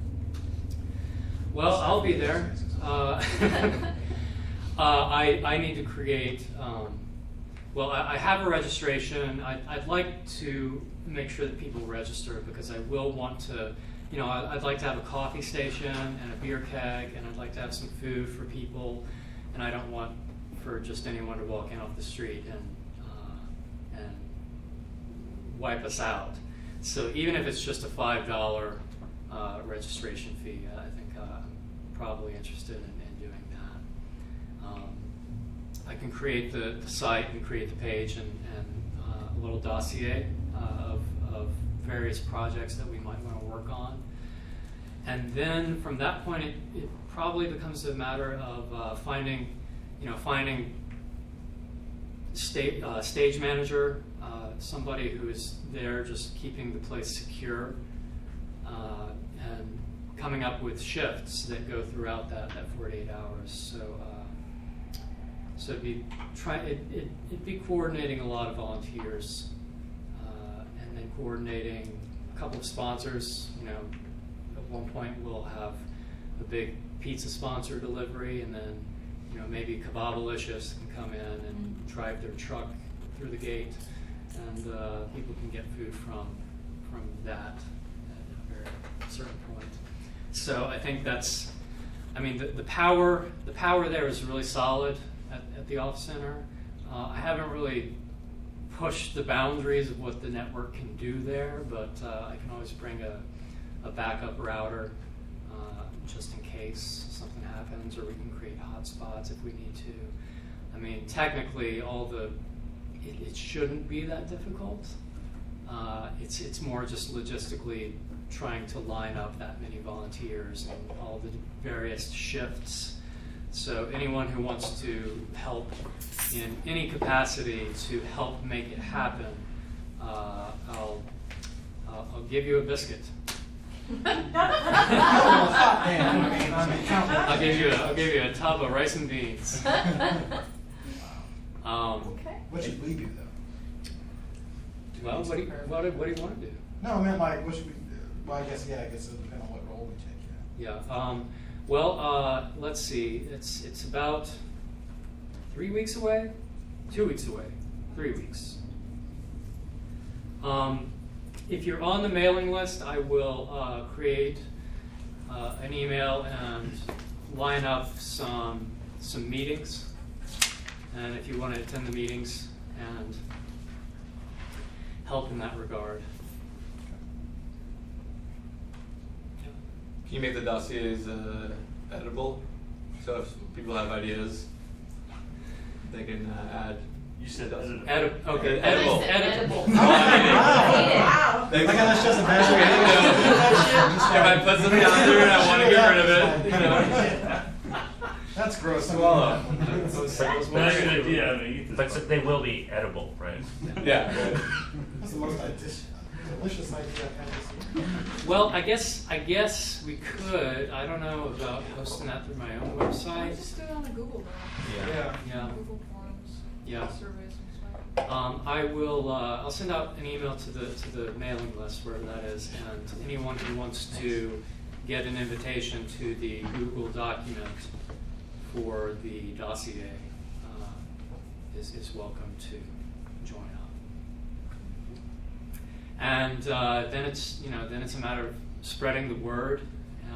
It's not. We're not really doing a show. I mean, we're at a theater space, and there's 100 seats, and I guess we could do a showcase at the end if we wanted to. But part of the reason that I'm able to get a good rate on renting the Off Center is kind of contingent on not doing shows. It's more. I mean, we could be doing this in an art gallery, but I kind of like doing it at the Off Center. Why did I say that? Where was I going with that thought? That's what we could do. I was asking what we could do. I don't know about that though. Oh, what I was saying is that we're not really seeking theater-going audience members. What we're trying to reach out to are engineers and programmers and theater artists that are interested in engineering and programming. I'd like to create a fun, safe environment where the most awkward of us can mingle with the second most awkward of us. And the third is just in the corner. Yep. So that's why the Twitch video game thing is such a fun idea that can be just an ongoing. How are you seating it? How are you seating the attendees? Like, do you have programmers that you know are going to come and that are going to be awesome, or like, do you have bait? Like, is there any hardware or like something that, like? Well, that's a good question, because a lot of hackathons do have some sort of judging element at the end, and they have a big door prize. I'm looking into that, but I really don't. This is my first time doing it, so I don't really know about being able to line all that up without spending more out of pocket than I already have. Right. But then again, if we're judging, we'd be judging very disparate projects. I mean, it's not like it's one piece of hardware that we're working with. It's a bunch of it's a lot of lagniappe. It's a big potpourri of various things instead of 5 teams working on one particular motor controller. It's one team working on voice synthesis, one team working on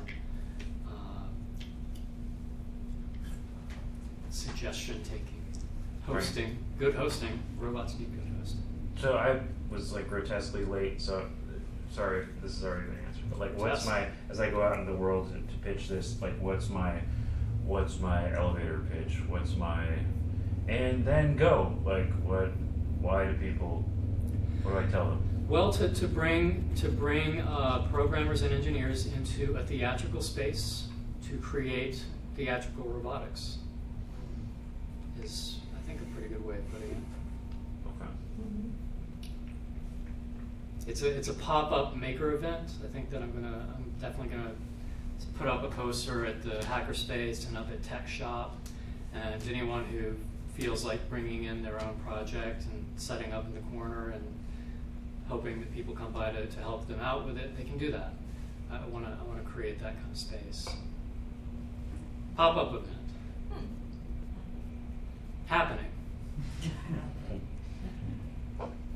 How interested are you in the work that is done in Bot Party Hackathon or not being kind of put online and in a way that's reproducible, like creating like how-tos for both the technical aspects and the performance aspects? Well, I am, and I think that we have. The shows have gone up on YouTube. Annabelle has a page on Let's Make Robots that has the specs of her motor control in there.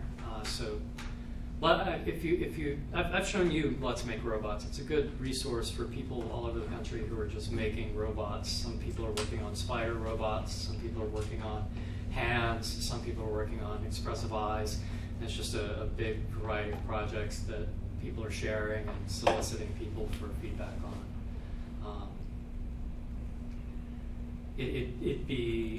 I'd be very happy to see a Twitch channel with Annabelle,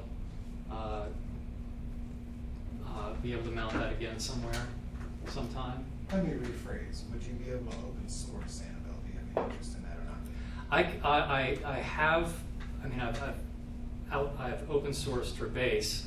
The brain, I don't. It's not mine. The brain is.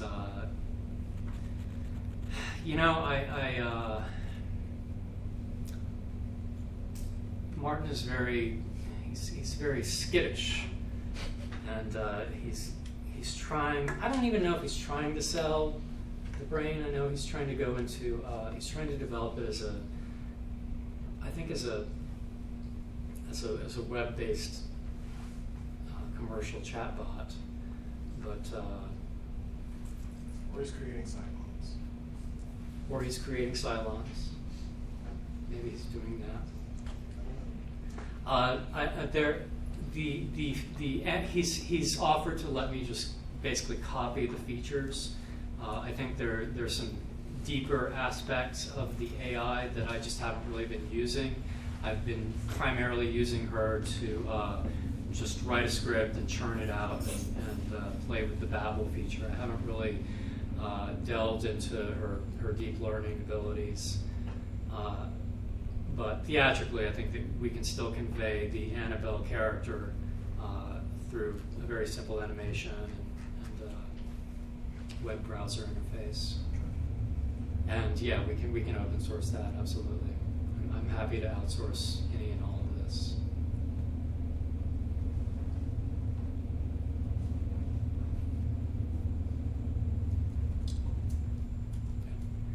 How's it going?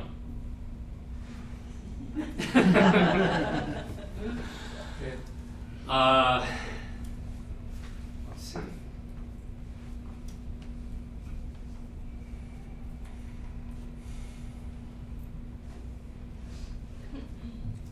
You'll send this presentation out to this group. I could send a link to it. Sure. There's a teaser for the Fusebox show from last year that we cut together. It's about 2 or 3 minutes. I posted it to the meetup group.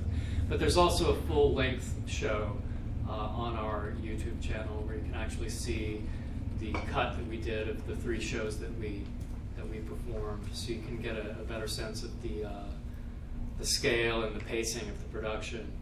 It's really I thought we did a pretty good job of being able to tease as much out of the audience as possible in terms of their buying into the idea that this manufacturing arm is alive and has an emotion and is competitive and is trying to play Jenga. And then right as people are beginning to suspect that it's actually just a bunch of theatrical hoo-ha, that we switch to another character in another game and just keep it moving throughout to create that big illusion. It's a lot like putting on a magic show, really. It's you have a lot of tricks, and just as the audience is beginning to suspect that your trick is a trick, you got another trick, and you don't give them that chance until after the show, when they can ask you and they can look online and see for themselves. But in the midst of the theater show, people like buying into that.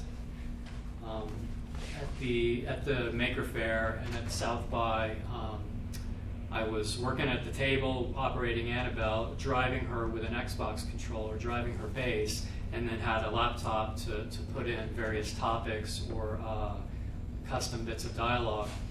And people were interacting with her probably from like me to the window right there was probably the distance.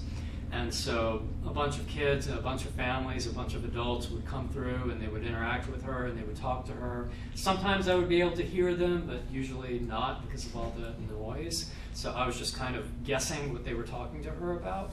And I was usually getting a very positive response.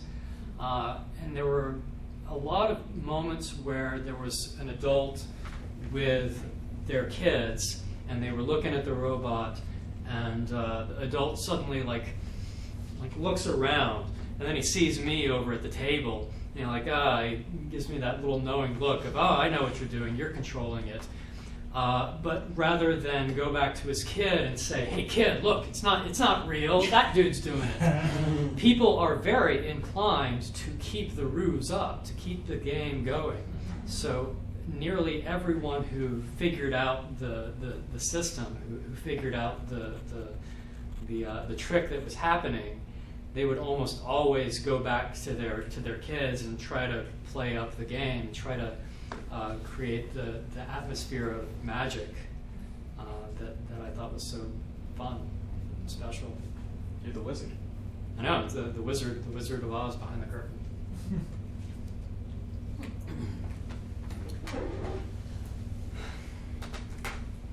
So it's about 8 o'clock.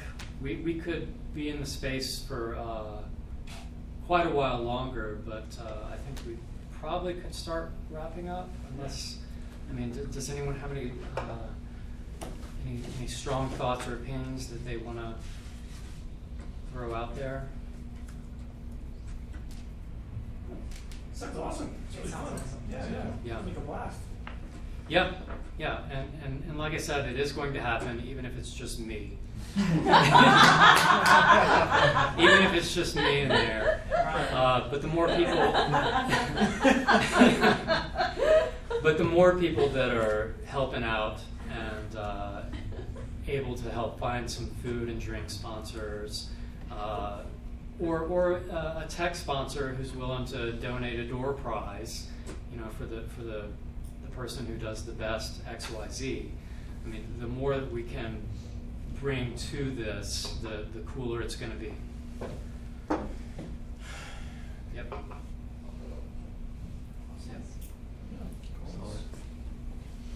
Thanks, man.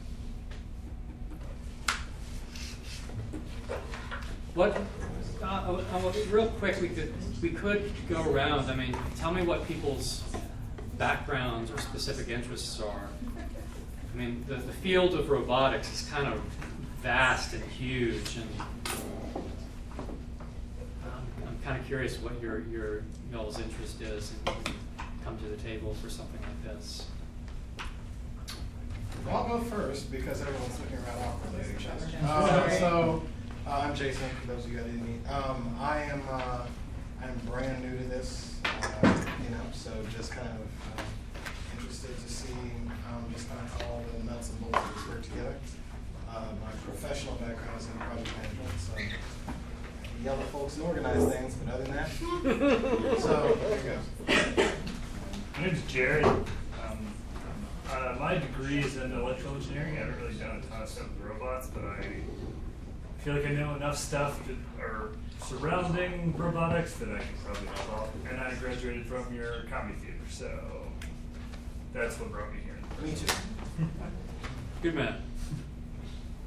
I also have a degree in improvisation from his esteemed institution. And other than that, I'm really not qualified for much.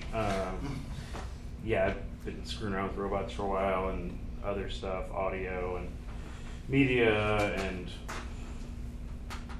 I don't know. What kind of robots? Well, I've got that big one, the PowerBot, which has been just sitting around for the last 6 months or so. It's got a 230-pound payload capacity. It can move at a brisk walk. Could knock you down if you didn't see it coming. And it's got LiDAR, sonar, IR, bump sensors for safety, onboard computer and controller. Some of it's functioning. How far? I don't know much about LiDAR. How far does it go out? Far, and it's precise, but it's like a very teeny tiny plane. Maybe, gosh, it can go far depending on the lighting conditions. At least a few dozen yards, but in the right lighting conditions, maybe dozens of yards. Antonio, you might be able to give a better answer to that. No, I can't give a better answer. But thank you for having faith. I appreciate that. So Antonio doesn't want to tell you, but no, it goes pretty far because it'll map a room. Basically, in a room, anything that's within that one plane that's not like deceptively shiny or something, but even that it does pretty well. It will map that, so it could walk through this room, and within a few minutes, it would have basically the cross section of everything that's about 8 inches above the ground. That's awesome. And then you mix that with vision, which is not as precise, but gives you more sort of dimensional information, and you can get a pretty good idea of a space fairly accurately.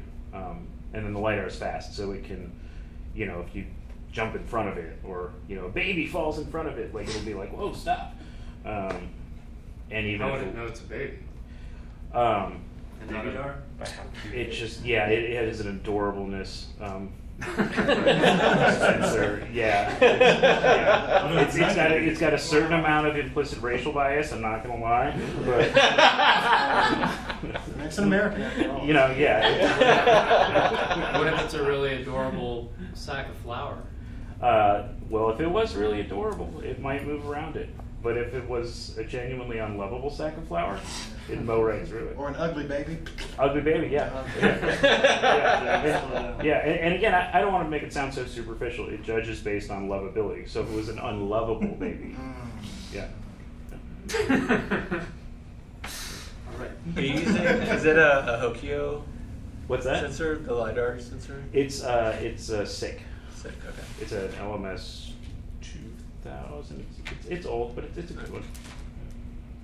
Yeah. It's me. My name's Patrick. I'm a video producer and webcast producer, and I'm kind of getting into making my own camera rigs and automating them using all sorts of robotic parts and goodness. Not very far yet, but learning it. What's your webcast? It's a company called 432 Live. I just kind of do freelance stuff right now. Yeah. Cool. Oh yeah, all eyes are on you. Yep. Okay, I'm Chris. I'm a software developer. I specialize in artificial intelligence and I'm getting into robotics. I also do a lot of automation and web service stuff. I'm here because that lady over there who's a coworker brought me here because I showed her a robot I was making and she thought I should come here to a place I've never been before. I believe her. Thanks, Chris. So is it right now, it's just software, or do you have hardware? I have an artificial intelligence system that I'm going to use my phone sensors and things like that for, and I just created the interface for it because it's pretty lovable. It's very simple and pretty expressive. I had to create a custom font because images were just too hard to manipulate on the screen like that. And it just uses most of my phone sensors plus a little bit in the base. It's a robot tank base and it's going to have an extension and eventually I'll add arms to it, but that's later. And it tilts, the base tilts and stuff, that way the center of gravity is always the same using the gyroscope, accelerometer, and magnetometer in the base. And pretty much everything, facial recognition, facial detection, object recognition, optical character recognition, and I think there's one more. I've implemented before in other projects and I'm just going to put it all together. What do you want it to do? What do you want it to do? I don't know. Okay. Walk around, follow me, give me advice whenever I don't feel like searching Google.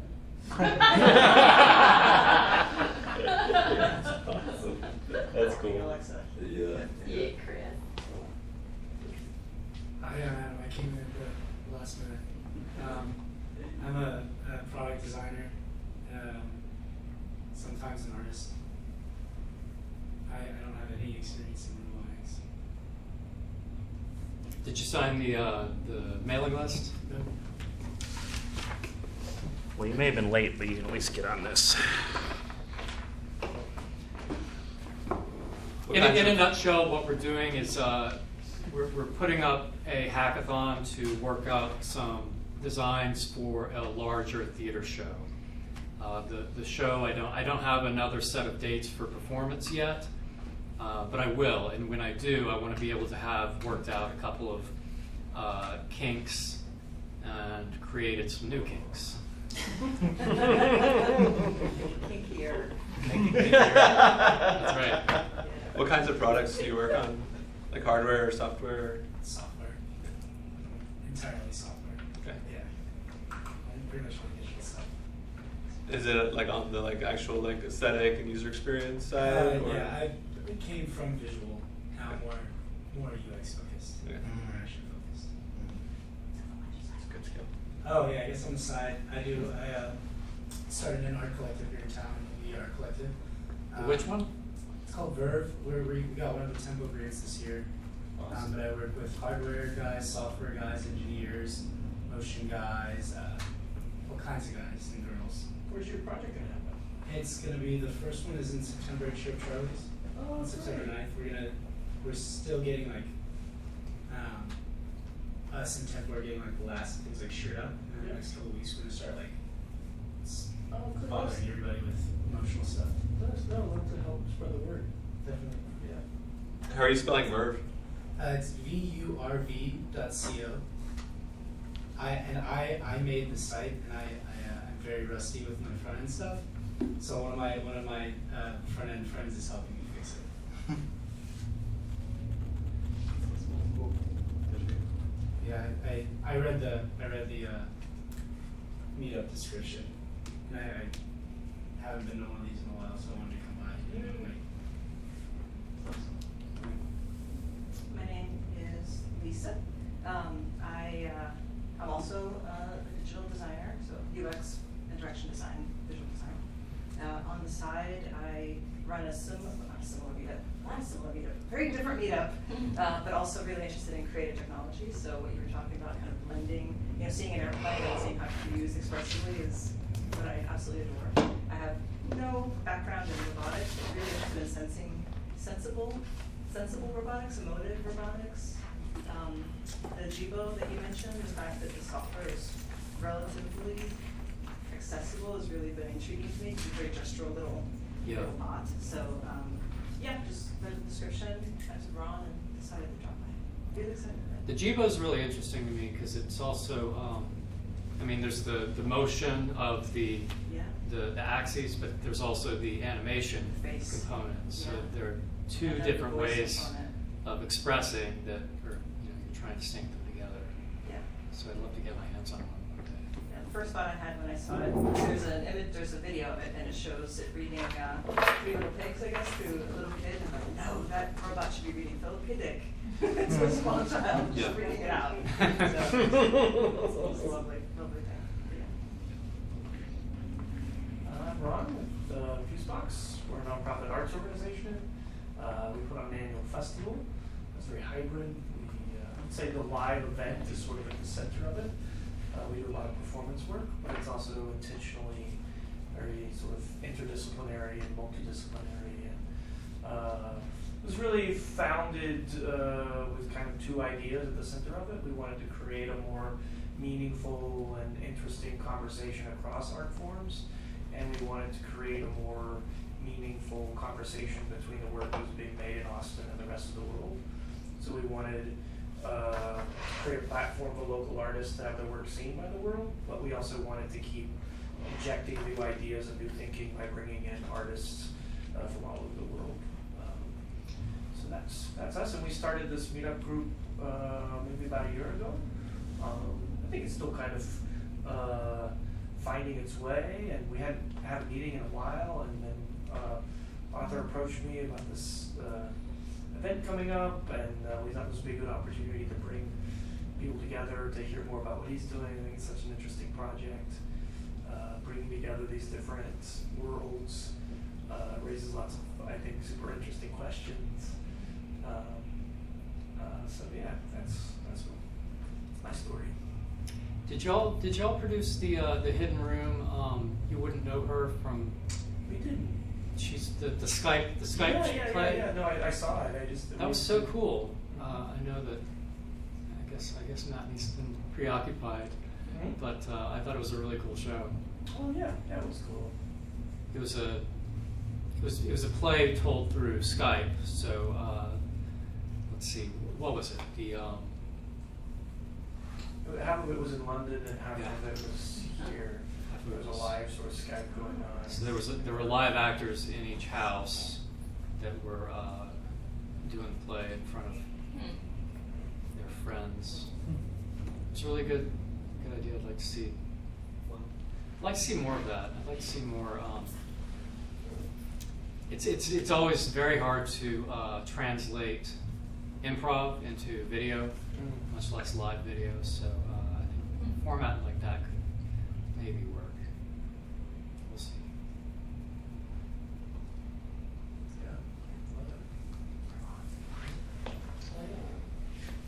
I'm Ramona, and I don't know that much about robotics, but I think it's interesting. And I hadn't been to a Fusebox meetup in a long time because there hasn't been one. So I wanted to make sure I came and showed that support. So I'm a creative director on the marketing side. I focus on content and promotion, that type of thing. I'm not necessarily a techie but I like being around techies. I like hearing the conversation. I like learning about those things and finding some way to help out where I can.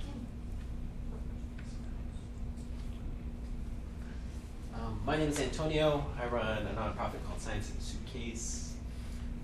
We teach robotics to kids all over the world, so it's a lot of elementary robotics.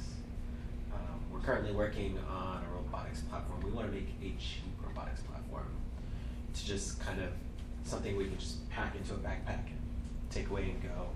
A lot of the stuff we use is more expensive than we want to be, so test out several platforms and stuff. So I build lots of fun little things. It's really entertaining. If you feel like hanging out, Friday afternoon at 6 or evening at 6 p.m. at the State Theater, a bunch of middle school students are going to be doing skits and songs and plays that they've written and working with their autonomous partners on the stage. So there'll be no remote controls, and there'll be lots of Bluetooth signaling to other robots that are sitting next to microphones off stage and stuff like that. And so it's pretty cool. It's pretty fun. But our basis is STEAM, which is science, technology, engineering, the arts, and math. So we want to foster the creativity as well as the technology. So once kids they see the empowerment and the reality of their imagination that can become physical, they get excited. So that's what we do. It's pretty amazing that, I mean, so many things that we're seeing in robotics now they're straight out of Isaac Asimov or the theater stage. I mean, it's the creative arts that are driving a science-heavy discipline right now. It's pretty amazing to see. So good. I'm Brad Knox. I studied psychology and then got a PhD in the UT Computer Science Department, studying like AI and machine learning and robotics. Then I spent 2 years in the Media Lab at MIT, working in a robotics group as a postdoc. And for the last 2 years or year and a half, I've been back here in Austin working on a startup where we've been developing these little, you kind of think of them as like Tamagotchi, but physically embodied, live on your desk, charge themselves, so they kind of stay this persistent part of your environment. And the startup's called Emoters, E-M-O-T-E-R-S.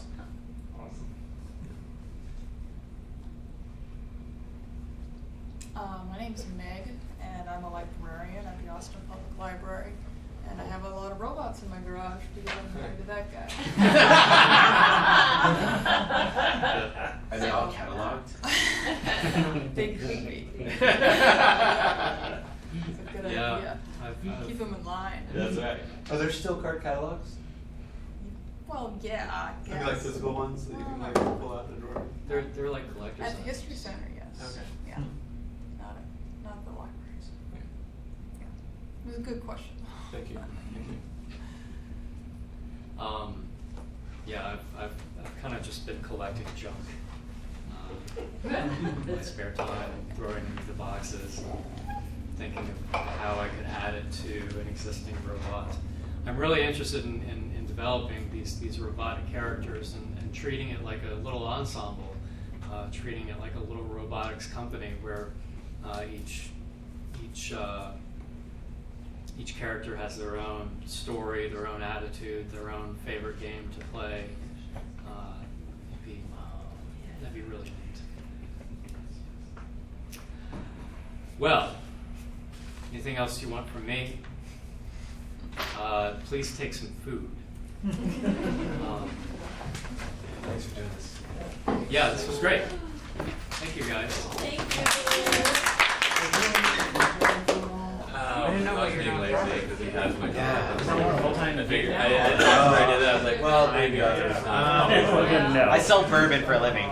Oh, well, that's more fun. Bourbon pays the bills. Yeah. And so I'm having fun doing that. But the reality is, it's under the stipulations that I could take as much time off to run my nonprofit if I wanted to. And they're like, as long as you're making sales, we don't care what you do. Sell the bourbon, we don't care. So I'm like, all right. So yeah, so that's what I'm doing. And yeah. Like the ability to like to working for distributors. Yeah, so, well, no, I'm working for the actual bourbon itself. It's called Garrison Brothers. It's made in the Hill Country.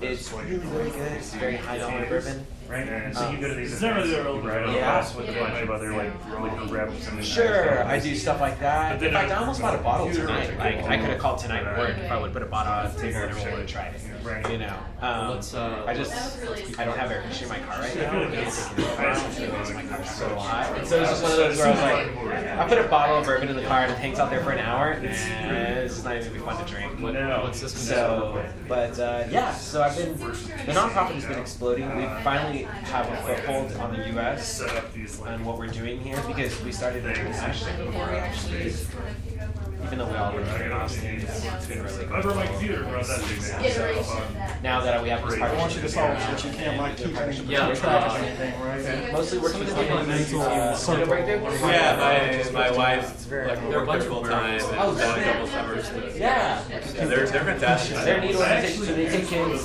families have never been to college, and their goal is like they want to be the first generation to go to school. So we've been doing partnership with them. Yeah, so it's been active. Like, honestly, I've not had a day off this summer. I think it was. Oh, yeah, this is the partnership for the Paramount, but It's too small. my organization's called What kind of platforms are y'all working at? But I did. so we're using, right now, mostly Lego because one of our founders was the creator of the Lego 83 robot. Oh, nice. Mostly Lego, we started using Raspberry Pi. And it worked okay until I was in front of one. What are the price points that you're able to get now? What's the price points you're like going for? Well, right now, you can buy it for $350 from Lego. But most of what wearable we that use the overseas, choreographers as long as the program's going to be sustainable, we're teaching teachers over there, which that's really the only way we work. Lego has pretty much given us everything we asked for. But we know that pipeline is it's really the reality. It's not, that's not, I guess you can't ask tracks the Lego movement to to scroll scroll every flex or so How important is it? So Lego Mindstorms is like a number of things. You learn about a lot of the like mechanical, electrical aspects while also doing programming. Like how important is it to keep all of that versus something where you would focus on the programming or focus on the building? One or the other. what I've got to do, so we've been talking about that. Right now, what we do is we go in and do like, I don't like using the term incubator because that's not really how we utilize it, but it's an easy term to use. So we essentially incubate the teachers that are going to work on creating a sustainable program wherever they're at. Let's take Cambodia as a prime example. So they had 6 teachers come in. I have my new cards too, they're really cool. How they can implement it into their curriculum and all of that kind of shit. And so the EV3, the nice thing about Lego is that it's kind of all encompassing package. You know, it's very quick, it's very sturdy, Yeah. it can get you into the entry-level electronics programming. Yeah. No questions asked. You know, processing a lot of things, troubleshooting very easy. I'm curious if you guys, if there was like a $40 package, but it was only software. So it was like, it was kind of like, imagine like an RC toy, but you could do like some interesting programming with it. But more than like a stuff that's out there right now. That's really our wheelhouse. If I can figure out something, the other thing is a lot of these countries I go into outside the US, we're talking about really remote places in Cambodia, Thailand, Vietnam, so they don't necessarily have Wi-Fi. So I'm looking for a package that would not be web-based, because a lot of people at South by Southwest cities are like, oh, there's great package. That's great. Everybody. Well, it's very, very first world, right? And so I want this little, I don't know, I want something. Yeah. A little package. You also don't, you wouldn't want like to need like any kind of tablet or smartphone either. To some degree, I want it. That would be I either okay. want a tablet, I want something really entry level, like. I don't need a lot of bells and whistles. I need a tablet, and I have it to be, something just. You can't assume that your users are going to have even like a smartphone. Most of them don't have smartphones. We'll start there. Have access to one. Like the classroom would have. No, well, classrooms at minimum have to have computers. Most places, in the world. Our minimum is that they actually have to have some sort of machine. So they have to have a laptop or a desktop or something. Exactly. Okay. And most places will get that before they even have Wi-Fi. Because they can teach, they can teach basics like Word and all the stuff we probably learned in middle school. First 15 years of my computer education. Yeah. So I need some sort of, independent software platform that works with. He's really smart. Some sort. How many students are you serving? Right now, gosh, we're probably almost going to break 1,000 at this point. But the thing is, I don't know how many additional students have been taught since we've left. So we have an ambassador program that supports teachers from afar. So if you went with us to India, you might be in charge of checking on the India team every, 30 days. Then you check back with us. What are the issues? Is the model 1 kid per student or 1 kid per classroom? I do it 2 to 3, 2.5. 2.5, 1 bot to 2.5 students. One more thing. So 1 bot, 1 computer, 2. Is, if I'll you'd play like 2 and 3 to mark. plug Once I your got a 4th student in there, I you're welcome lose to come some. to my meetup. Right. 1 kid's Do the attention. same. When is that for? I can do it with 3. I but might have that's 2 this month, just 'cause And I then might so they are always using it in the classroom. Usually This it's the isn't last something Wednesday they of the month, so I can take do home with close them, or this is just something while they're in school they're doing. And if it's at an orphanage, then it's in their computer classroom when they do computers. When is the last Wednesday of the month? It's the 31st. So, If you want to it's go fun. that, Yeah, would that been work good. for you? Yeah. How long have you been doing it? You're welcome, I'll send you. Gosh, we've been doing it now, 3 years. Almost forgot, 'cause I 3 years. And actually, one of our partners is a good thing. Cool, I love that. Really? Yeah, the Center for Engineering Excellence and Outreach, right? Okay. Yeah, all those guys. He does. Okay. He really Yeah. likes to work. And I know some of the education people there. Okay. They worked with us, but Yeah. I actually didn't meet any of that. The Media Lab, dude, powerhouse. Yeah, So we all should of do Yeah. yeah, so So- all of us come from NI. Okay. So you probably know National Instruments and all that. Yeah, totally. Yeah. So my main research was on something called learning for demonstration, where it's a form of machine learning where you want a system, robot or otherwise, to be able to perform some tasks, and so you demonstrate how to do the It's those task. ones where you hold its hand and you're like. That's a form of it.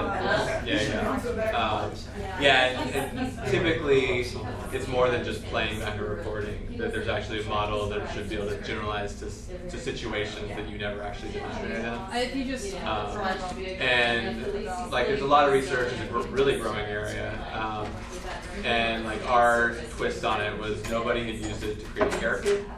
So nobody had someone puppeteer a robot in a social interaction, and then try to learn how to emulate that to emulate the puppeteer. So that's what we To did. learn what sort of thing? To learn the nervous tick or?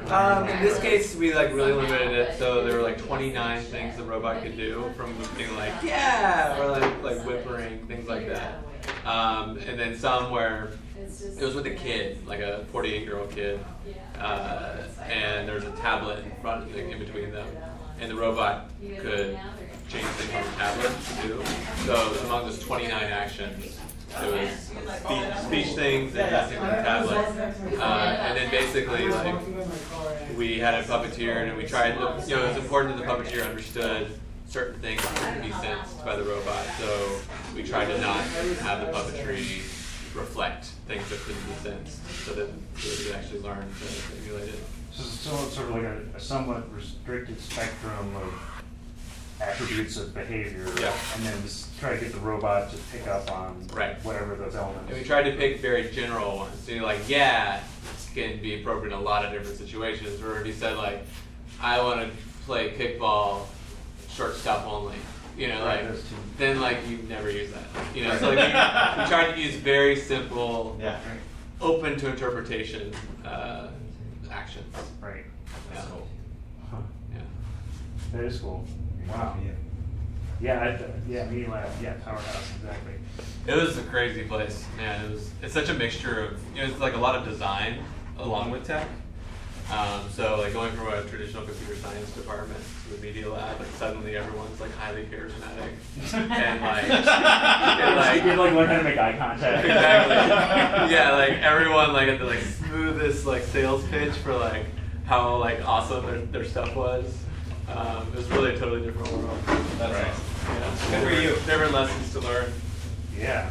Interesting. Hey Arthur, I want to show you a couple things that we're working on. Sure. Do you have a card by any chance? I don't on me. Okay. Normally I would, but I think I might have lost my He's laptop got yesterday. everyone's contact info, Yeah. yeah? Yes. Dude, it was a pleasure to meet you. Yeah. Thanks, Brad, so- right? What? You said Brad. Brad. Yeah. Weston. Whatever your name were, Weston. Yeah, good Yeah. to meet you. Yeah, good to meet you. But I Yeah. want to come to the Arthur, next I gotta one. run. Really Thanks, guys. thanks for the event. Good to see you. Dude. It's been a great see Good to see you. Cheers. Yeah, next time you do this, I want to know. Or even if you need a stagehand setting up at a show, I don't care, dude. I'll pass out popcorn. Nice. I just like the idea of all of this, and I want to see more of this happen in Austin. Yeah. But sadly, I just won't be available, or I would love to just come solder shit. Sure. You know. So, anyways. Well, yeah. But I was just excited about this. I wanted to come out and meet you guys because I love the fact that this is happening. Yeah, I think this is pretty, I mean, if I can get these things working, even like 50% of what they could, I'd be thrilled. Don't even hesitate to reach out. Like, I'd love to partner with you guys in the future in whatever shape that looks like. Cool. Don't even hesitate. It's a pleasure to meet you guys. Yeah. Cheers. Good to meet you. Bye. Bye. Okay, so this is a. Have you ever heard of Unity? It's like a game design engine. So this is basically a tutorial that I converted because I was learning how to do it. But what it does, and ignore the ridiculously huge buttons here. And let me turn off the volume and make it maximize on play. So I'm going to control it here, and if you look on the bottom left, there's this like toggle box that says training. So let's see, I'll do a little bit more, and we'll see what it does now. So turning on training, so you'll see that it sometimes does things that make sense, and sometimes it really doesn't. And that basically is because the amount of training I've given it is still somewhat limited. So I can give it some more training.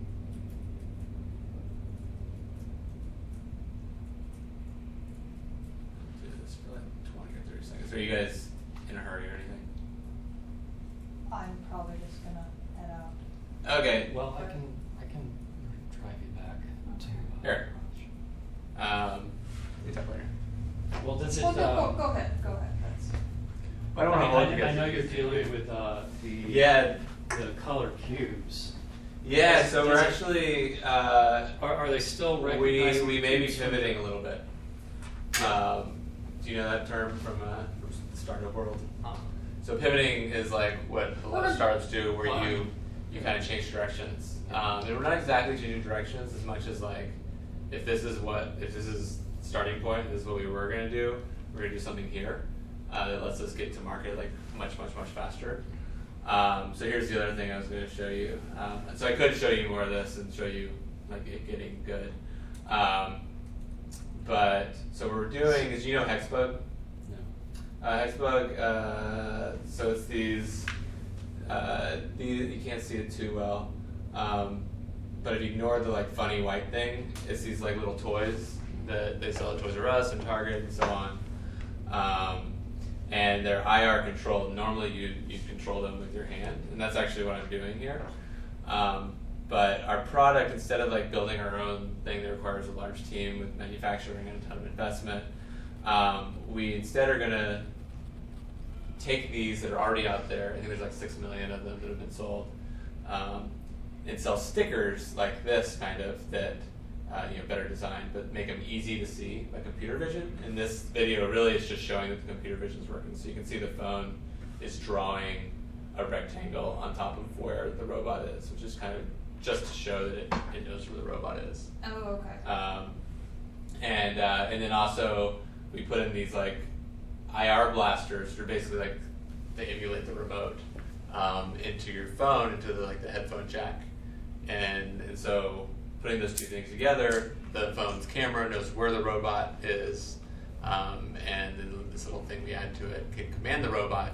So then the phone becomes this like external like eyes and brain for the robot, and all we have to do is like sell these like stickers and like a cheap like infrared blaster. That's what they call it. And we're hoping to like start selling them in like limited quantities like within like a month or so. Wow. And hopefully ramp up if there's demand. The real question will be like, how much can we like wrap this ability to make your RC toys come alive in an actual like interesting and rewarding experience.